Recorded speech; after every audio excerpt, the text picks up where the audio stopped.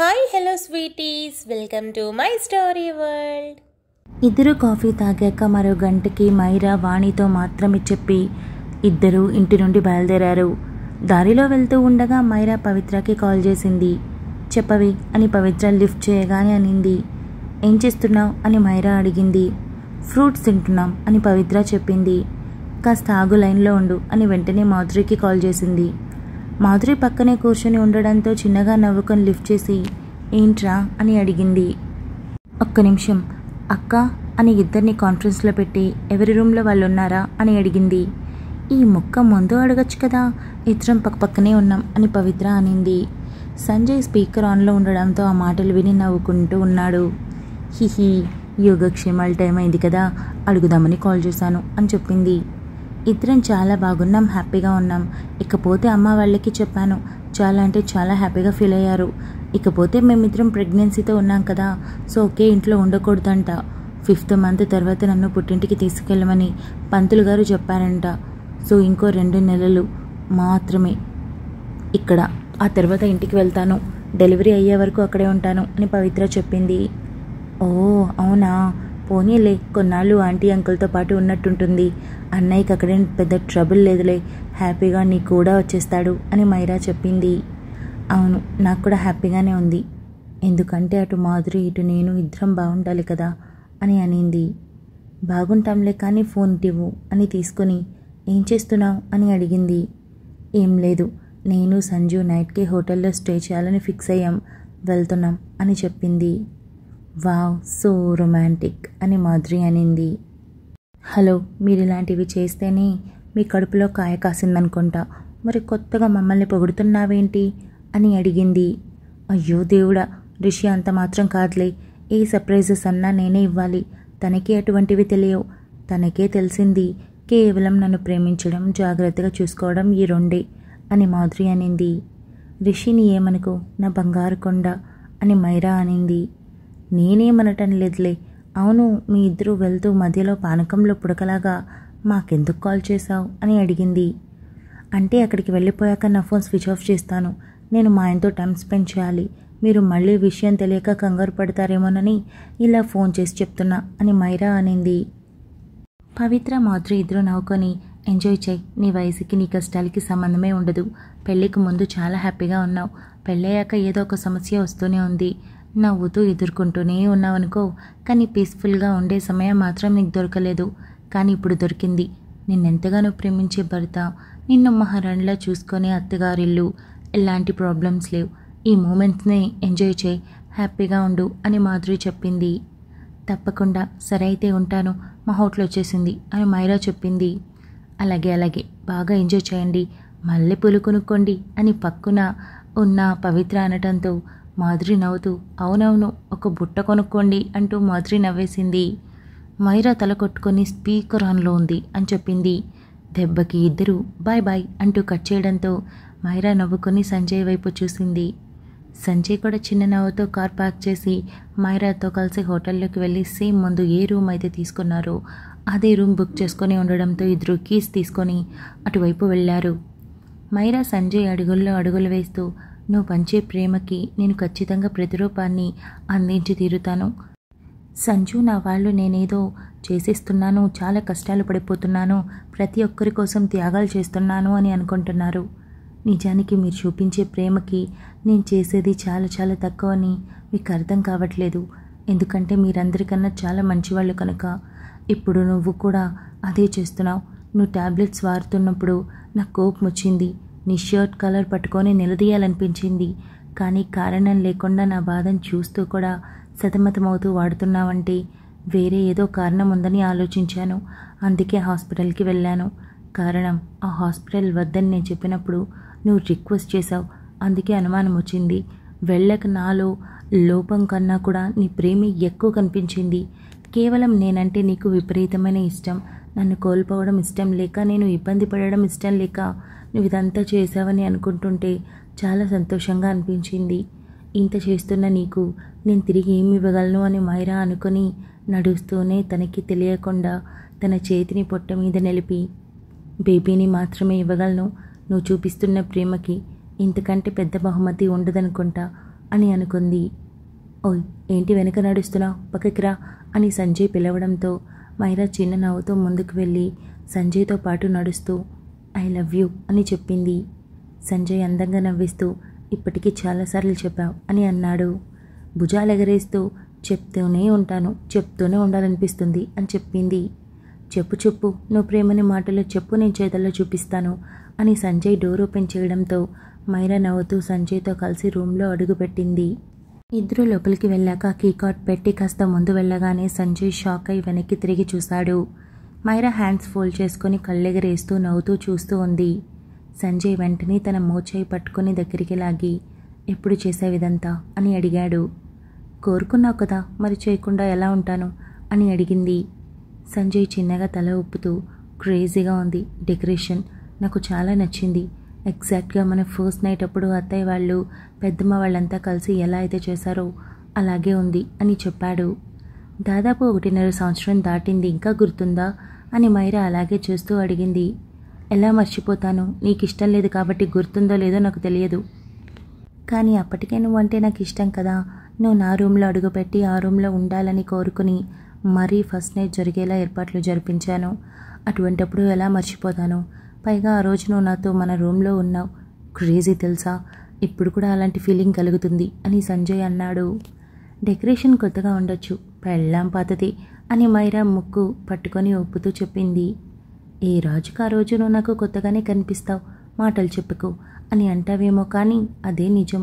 బహుశా నీకు ఈ పాటికి నేను చెప్పింది నిజమని అర్థమయ్యే ఉంటుందిలే అని తన నడుం మీద చేతిని వేసి నిమిరాడు.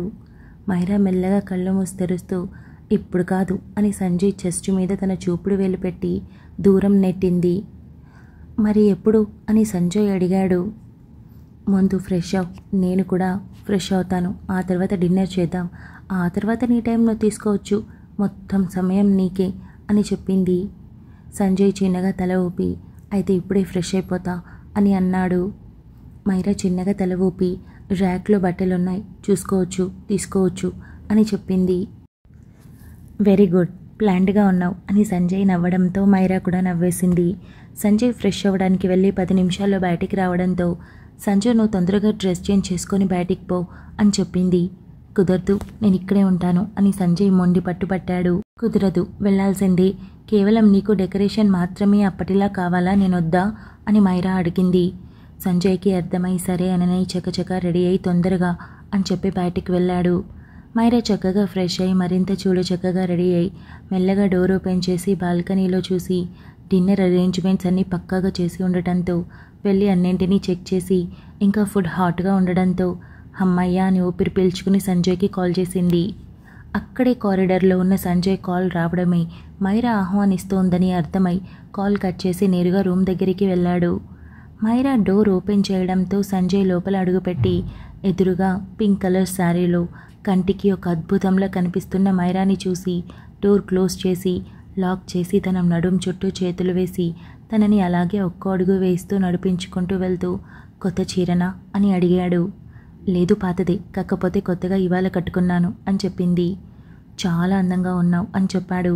పరిస్థితుల ప్రభావం అని మైరా అనగానే సంజయ్ తల అడ్డంగా ఊపుతూ కాదు, నిజంగానే పింక్ గులాబీలా ఉన్నావు అని చెప్పాడు. మైరా నవ్వుతూనే అంతలో కాస్తంత సిగ్గును దాచి సంజయ్ కళ్ళల్లో కనిపిస్తున్న ఆ ప్రేమని స్పష్టంగా చూస్తూ డిన్నర్ చేయాలి అని చెప్పింది. మళ్ళీ ఇదొకటి ఉందా, నేను నిన్నే తినేస్తాను అని సంజయ్ అన్నాడు.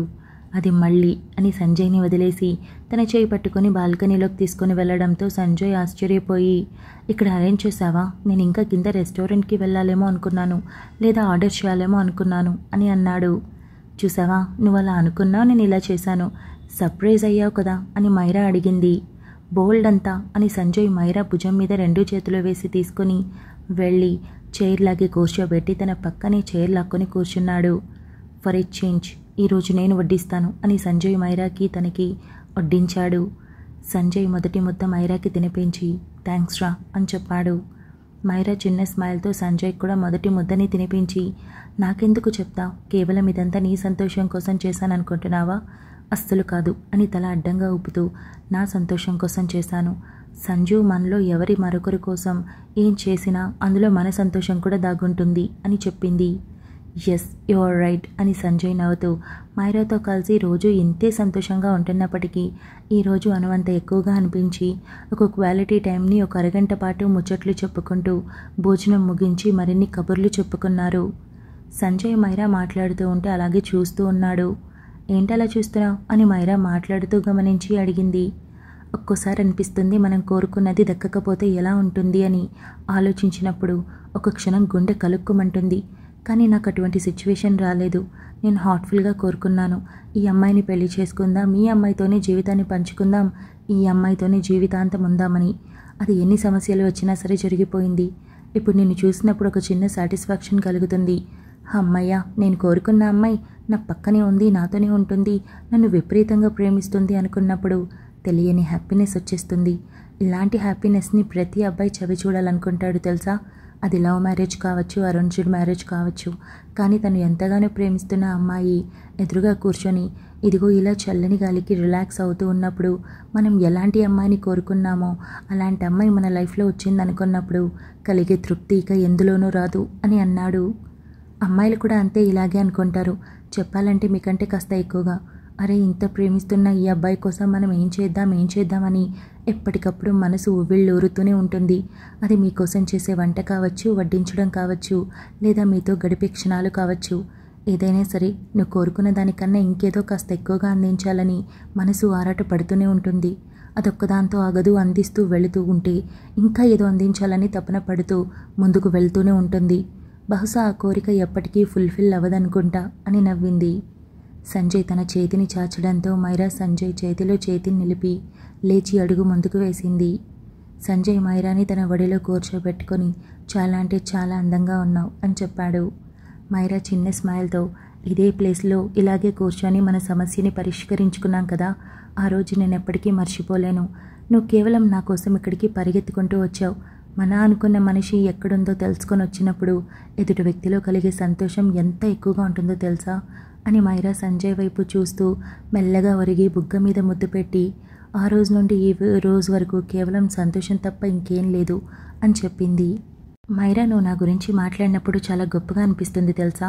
బట్ నేను నీ లైఫ్లో అడుగుపెట్టిన తర్వాత నీ జీవితాన్ని మొత్తం చిందరవందర చేసేసాను.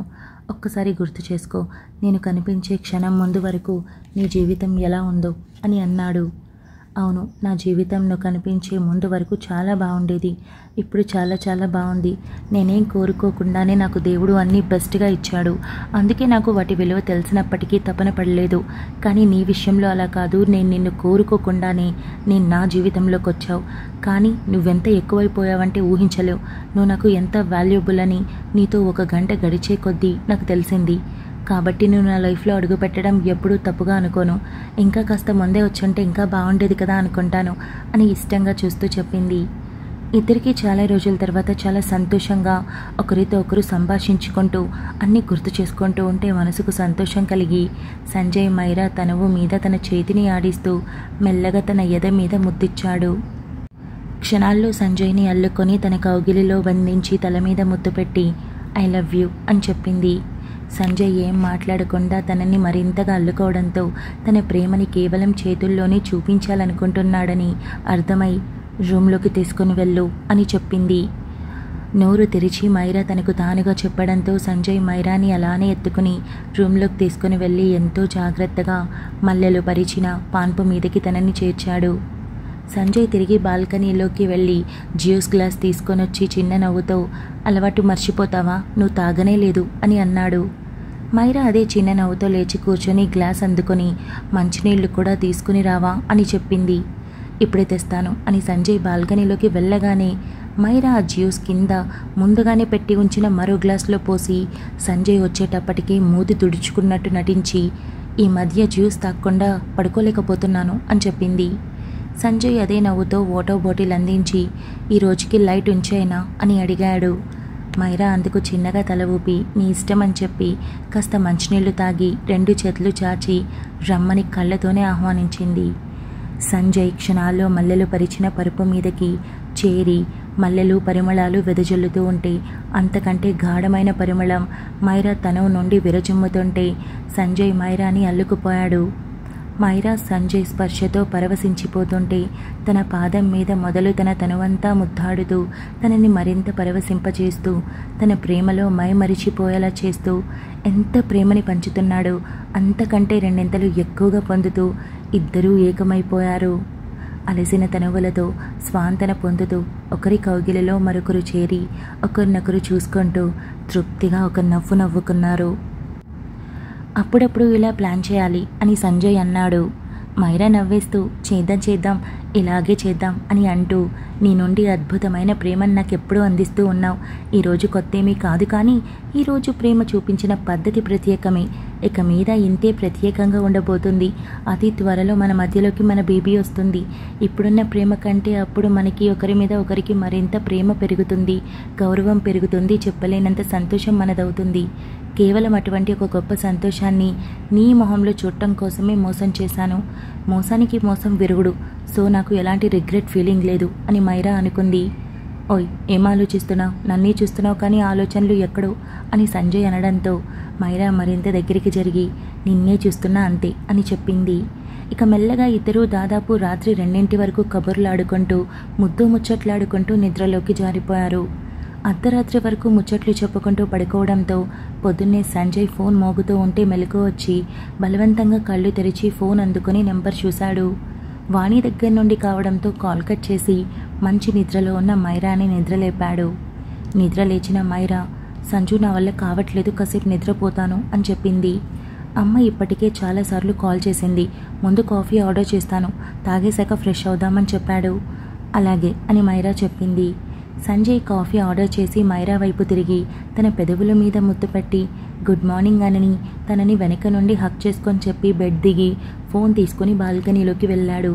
ఒక్క నిమిషంలో లోపలికొచ్చి మైరా వేకప్, ఫ్రెష్ అయి వెళ్ళాలి అని సంజయ్ కాస్త గట్టిగానే చెప్పాడు. మైరా ఉలిక్కిపడి లేచి ఏమైంది అని అడిగింది. Thank you so much for listening guys. Update నచ్చినట్టయితే లైక్ చేయండి, షేర్ చేయండి, కమెంట్ చేయండి, అలానే సబ్స్క్రైబ్ చేసుకోండి.